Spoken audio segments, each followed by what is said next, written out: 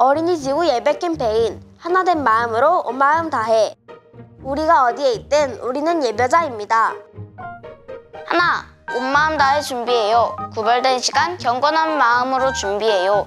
하나님께서 우리를 만나주실 예배를 위해 10분 전 기도로 준비해요. 쉬운 성경과 매일 성경, 헌금도 감사하는 마음으로 미리 준비해요. 하나, 온 마음 다해 예배해요. 예배는 하나님의 말씀에 집중하는 시간이에요. 기쁨으로 찬양하고 말씀을 경청해요. 게임, 잡담, 다른 생각은 잠시 내려놓고 온전히 말씀에 집중해요. 하나, 온 마음 다해 살아가요. 예배 시간이 끝나도 우리의 예배는 끝나지 않아요. 우리가 살아가는 삶 속에서도 예배자로 살아야 해요. 하나님께 감사하는 마음으로 살아가고 예수님의 사랑을 전하는 어린이가 되어요. 우리가 어디에 있든 우리는 예배자입니다. 어린이지구 예배 캠페인.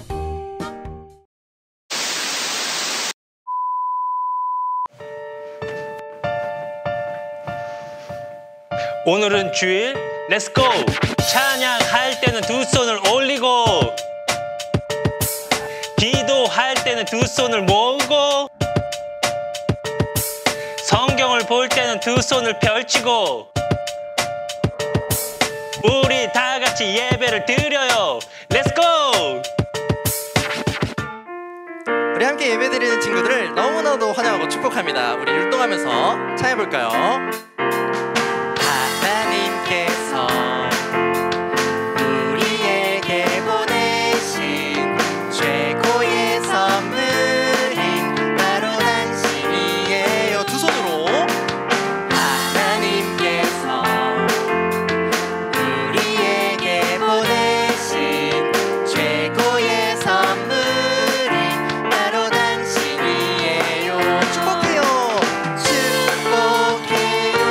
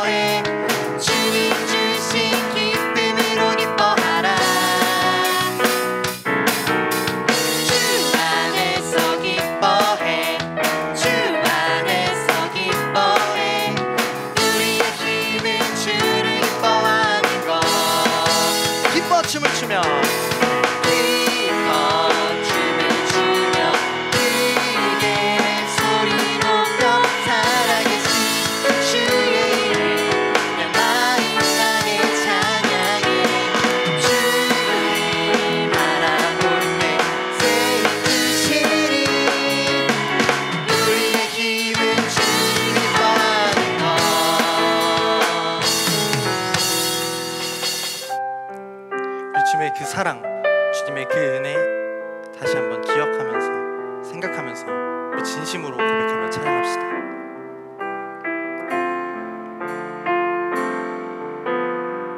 그 사랑 기억하게 해주세요. 그 사랑 기억하게 해주세요. 그 은혜 더 깨닫게 해주세요. 그 큰 사랑 갚을 수 없는 그 은혜로 따뜻하게 품게 해주세요. 다른 생각 다른 모습 주님 안에서 아름답게 어울려 서로 볼 때마다 하늘소만 볼 수 있게 해주세요. 우리 한 번 더 찬양하겠습니다. 그 사랑 기억하게 해주세요. 그 은혜 더 깨닫게 해주세요.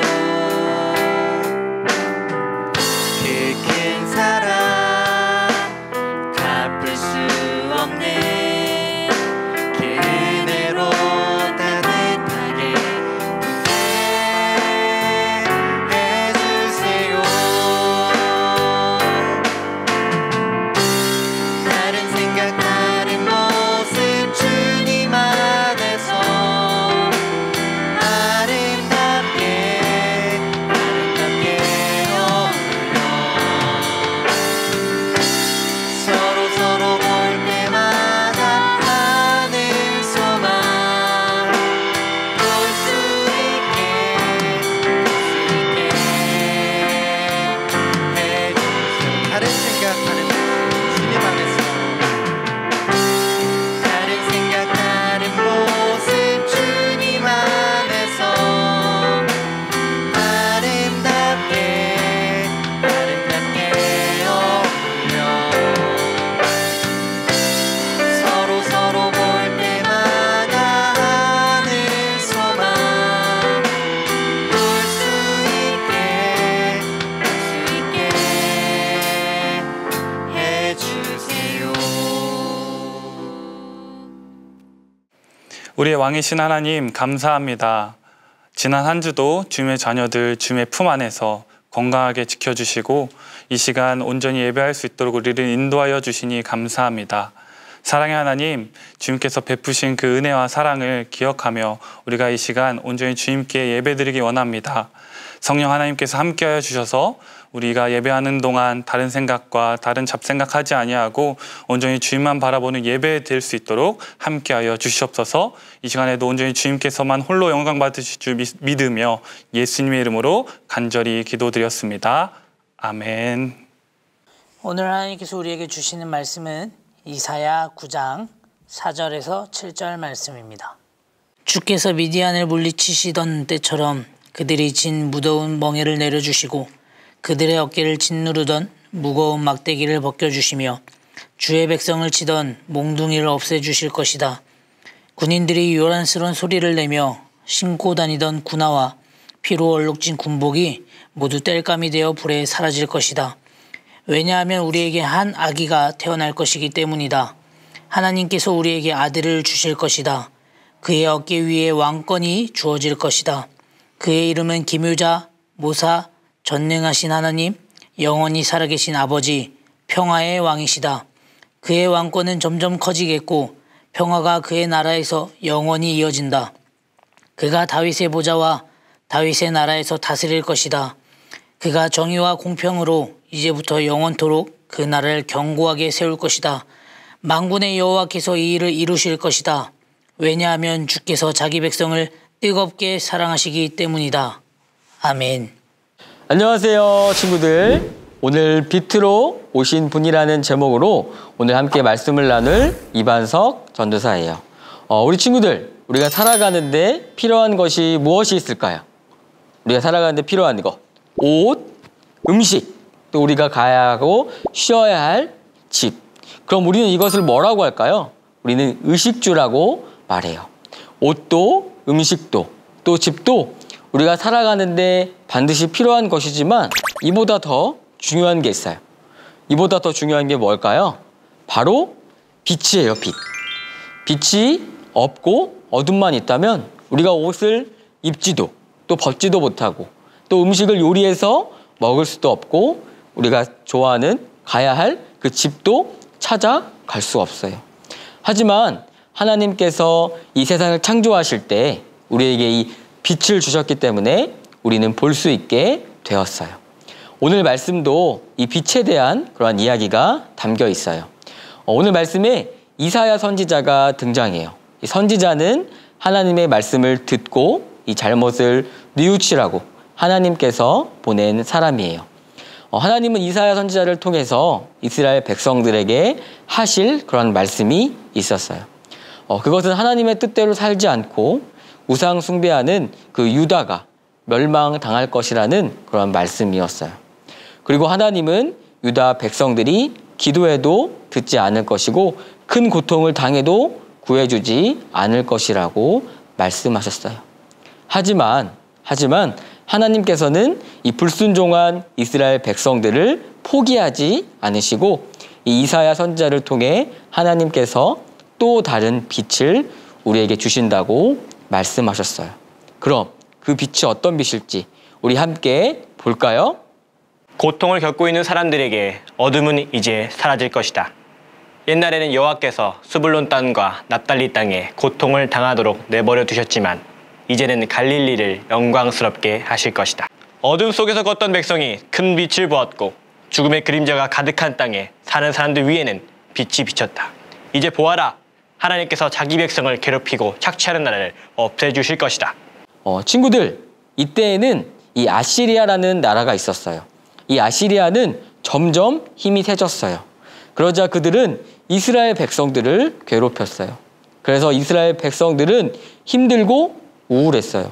계속 힘들 일이 생기니까 끝나지 않을 것처럼 보였어요. 그래서 그들은 하루하루 불안에 떨며 살고 있었어요.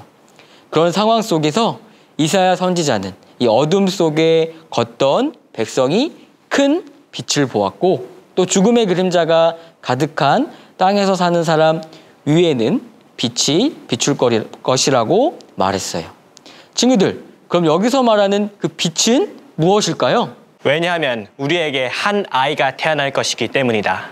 하나님께서 우리에게 아들을 주실 것이다. 친구들, 이 어둠과 죽음에서 우리를 빛으로 비춰주실 분은 누구일까요? 바로 하나님의 아들 예수님이에요. 오늘 전도사님과 함께 예수님은 누구이며 또 무엇 때문에 이 땅에 우리에게 오셨는지 우리가 함께 보기를 원해요. 오늘 본문 말씀 6절을 보니까 예수님에게 많은 이름이 있어요. 함께 읽어볼까요? 그의 이름은 기묘자, 모사, 전능하신 하나님, 영원히 살아계신 아버지, 평화의 왕이시다. 첫 번째, 예수님은 기묘자이며 모사이십니다. 친구들, 기묘가 뭘까요? 좀 단어가 어렵죠? 이 기묘는 영어로 원더풀이라고 해요. 예수님의 탄생과 우리에게 보여주신 기적들과 또 십자가의 죽으심과 부활하신 사건들은 우리에게 놀라운 일이 아닐 수 없어요. 이처럼 예수님은 놀라운 분이세요. 그럼 모사는 뭘까요? 모사는 영어로 카운셀러라고 해요. 이 카운셀러는 상담자라는 그러한 뜻을 가지고 있어요. 다시 정리하면 예수님은 원더풀 카운셀러, 우리의 놀라운 상담사가 되어 주시는 거예요. 우리 친구들은 누구에게 말하지 못하는 그런 고민이 있나요? 그런 고민이 있다면 예수님께 고백해 보았으면 좋겠어요. 우리의 고민을 오직 예수님만이 우리의 최고의 상담사가 되어 주셔서 해결해 주실 거예요. 그럼 두 번째, 예수님은 전능하신 하나님이세요. 예수님은 전능하신 하나님의 아들로 이 땅에 그리고 우리에게 오셨어요.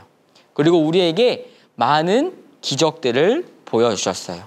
물이 변하여 포도주가 되게 하신 분, 또 말씀 한마디로 병을 고치시는 분, 오병이어의 기적으로 사람들의 필요를 채워주신 분, 또 파도를 다스리고 죽은 자를 살리시며 나는 부활이요 생명이라고 말씀하신 분은 오직 전능하신 하나님의 아들 예수님 뿐이세요. 세 번째, 예수님은 영원히 살아계시는 아버지이세요. 친구들, 우리 예수님이 알려주신 그 주기도문 할 때 우리가 뭐라고 시작하나요? 하늘에 계신 우리 아버지요. 우리를 낳아주신 아버지가 계시지만 우리의 예수님은 하늘에 계신 우리의 아버지가 되어주세요. 우리가 잘 아는 이 사도 바울도 예수님을 믿을 때 이렇게 고백했어요. 내게 능력 주신 자 안에서 내가 모든 것을 할 수 있느니라.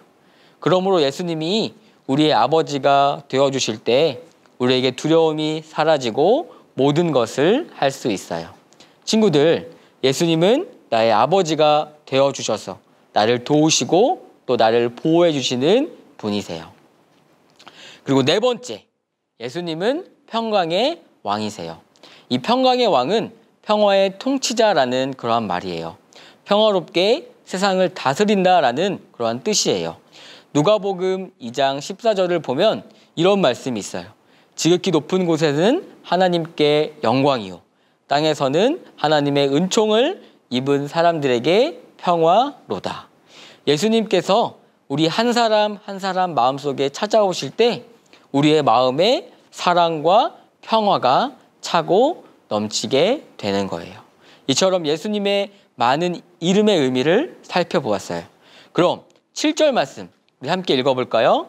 그의 왕권은 점점 커지겠고 평화가 그의 나라에서 영원히 이어진다. 그가 다윗의 보좌와 다윗의 나라에서 다스릴 것이다.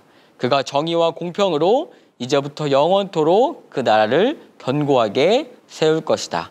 만군의 여호와께서 이 일을 이루실 것이다. 왜냐하면 주께서 자기 백성을 뜨겁게 사랑하시기 때문이다. 이사야의 예언대로 예수님은 우리에게 빛으로 오셨어요. 그리고 모든 것을 새롭게 고쳐주셨어요. 그리고 하나님은 우리를 무엇보다 뜨겁게 사랑하세요. 처음부터 끝까지 사랑하세요. 하나님의 사랑은 끝까지 책임지시기 때문에 우리에게 한 아기를 보내주셨어요. 그리고 그 아기를 통해 하나님의 나라를 이루어 가세요. 그 아이는 하나님의 아들 예수님이세요. 그럼 하나님의 아들 예수님께서 우리에게 또 이 땅에 오신 그 이유가 무엇일까요? 첫째, 평화를 주시기 위해서 예수님께서 이 땅에 오셨어요. 에베소서 2장 14절 말씀 볼까요? 그리스도를 통해 평안을 누리고 유대인과 이방인이 하나님 안에서 하나가 되었습니다. 이전에는 마치 둘 사이에 벽이 가로 놓여 있는 것 같았으나 예수 그리스도는 자신의 몸을 내어주심으로써 그 미움의 벽을 허물어 트리셨습니다. 예수님은 하나님과 우리 사이의 죄로 인해 막힌 그 담을 허물어 주시기 위해 오셨어요. 전능하신 하나님과 나를 연결하고자 또 다리로 오신 거예요. 우리는 예수님을 통해 하나님을 만날 수 있어요. 하나님을 만나면 우리의 마음에 기쁨이 넘치고 소망이 넘치고 또 평안함을 누리게 되는 거예요. 또 예수님께서 오신 그 둘째 이유는 죄를 제거하기 위해서예요. 히브리서 10장 12절 말씀 변호사님 읽어줄게요. 그리스도께서는 죄를 위해 단 한 번의 제사를 드리시고 하나님 오른쪽에 앉으셨습니다. 예수님은 우리와 같은 이 사람의 몸으로 이 땅에 오셨어요. 그리고 예수님은 전혀 죄가 없으신 거룩하신 분이세요. 그런 예수님께서 우리의 모든 죄를 대신하여 십자가에 피 흘려 돌아가심으로 우리의 구원자가 되어 주셨어요.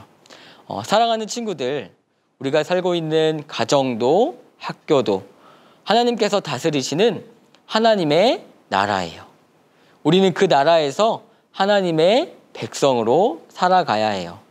왜냐하면 하나님의 아들 예수님은 우리의 놀라운 상담사가 되어주시고 또 전능하신 하나님이시며 영원히 살아계시는 아버지이며 평강의 왕으로 우리 곁에 계시며 우리를 지켜주시는 아버지이기 때문이에요. 오늘 말씀을 기억하며 예수님과 늘 동행하며 하나님 나라의 백성으로 하루하루 살아가는 저와 우리 친구들 모두가 되기를 주님의 이름으로 소망해요. 전사님이 함께 우리 전사님과 함께 기도할까요? 죄 많은 이 땅에 빛으로 아들 예수님을 보내주신 하나님 감사합니다. 우리 모두 하나님의 사랑을 잊지 않게 도와주세요. 우리의 가정도 학교도 하나님께서 다스리시는 하나님의 나라임을 알며 예수님을 통해 하나님의 백성으로 어디서나 예수님을 사랑하며 예수님을 자랑하며 살아갈 수 있도록 인도해 주세요. 귀하신 예수님의 이름으로 기도드립니다. 아멘.